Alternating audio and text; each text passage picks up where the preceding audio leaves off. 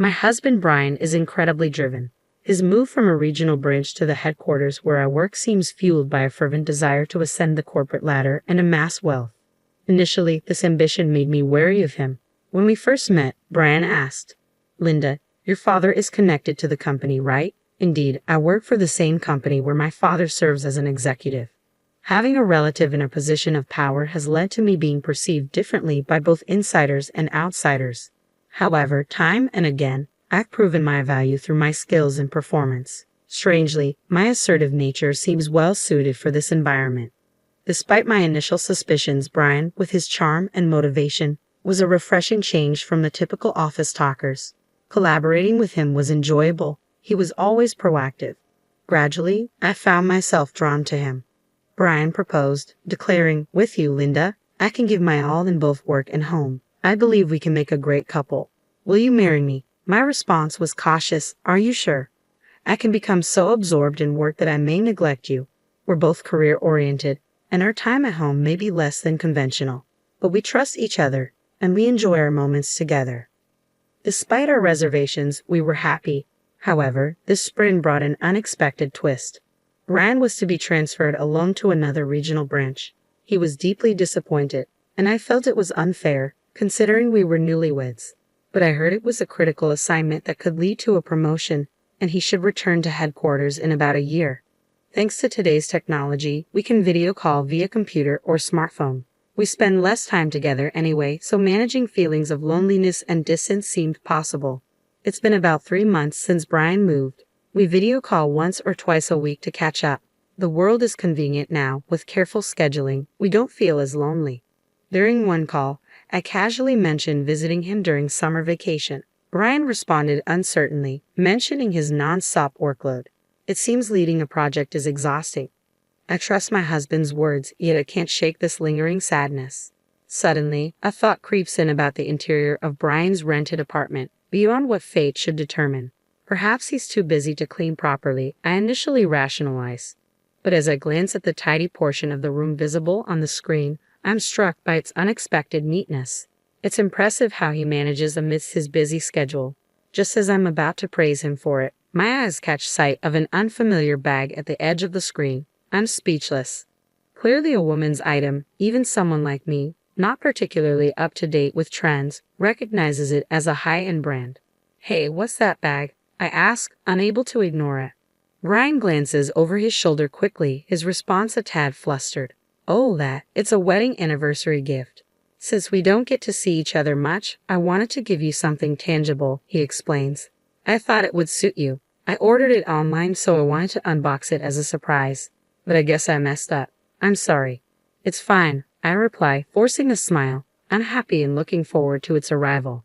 Despite the seemingly plausible excuse, a sense of mistrust lingers. Yet I can't confront him. I still want to believe in Brian. Later, the bag arrives, accompanied by a message card filled with affectionate comments. It should reassure me, but the slight sense of distrust persists.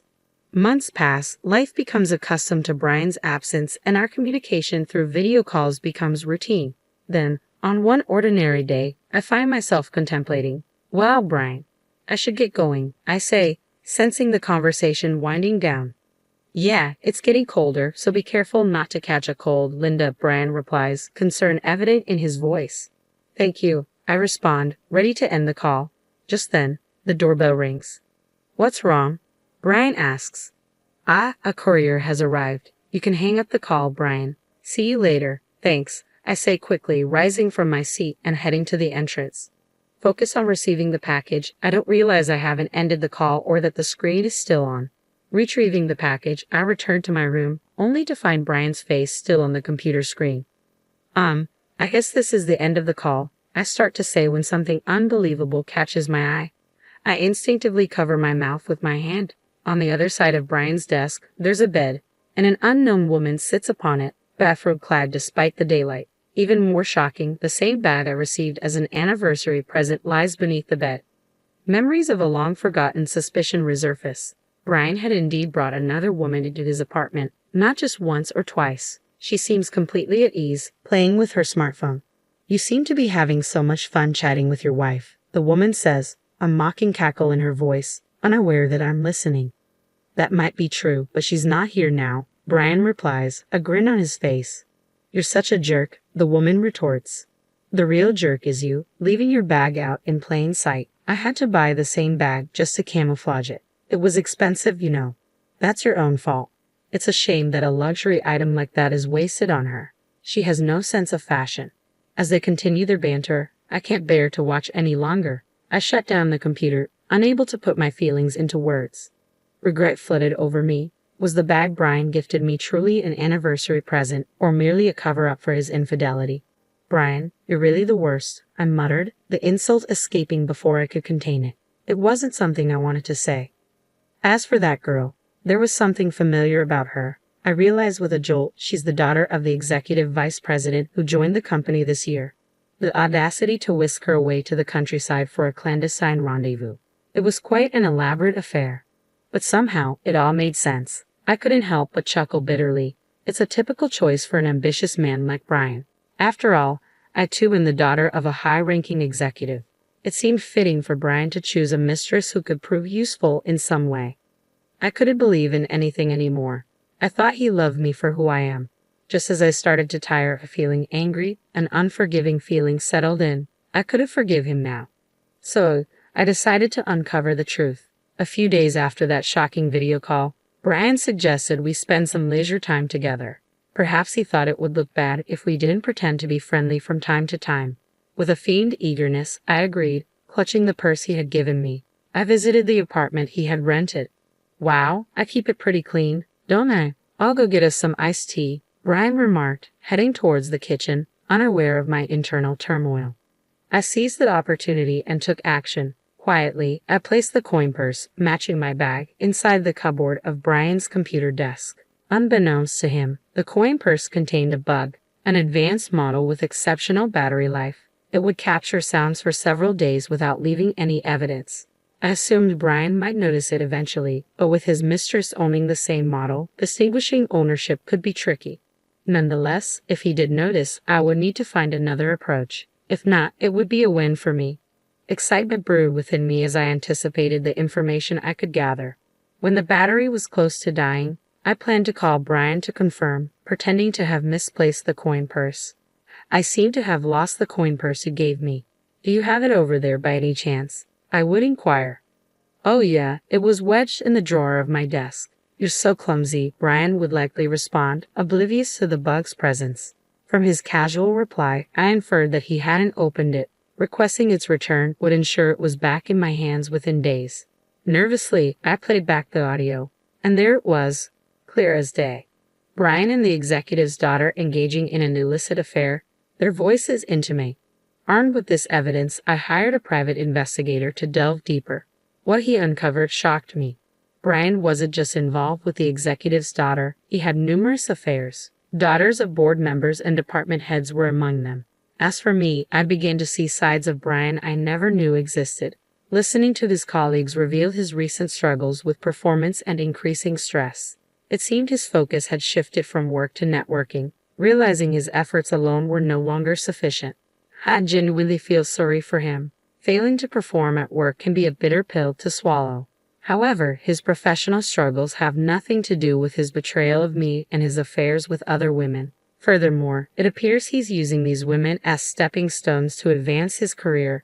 It's despicable behavior, both personally and professionally. As I delved deeper into my investigation, my feelings for Brian quickly cooled, replaced by a growing sense of vengeance. He wounded my pride deeply.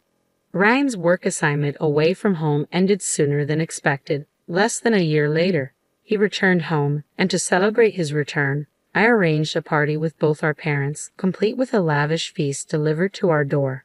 The atmosphere was jovial with lively music playing and just family around.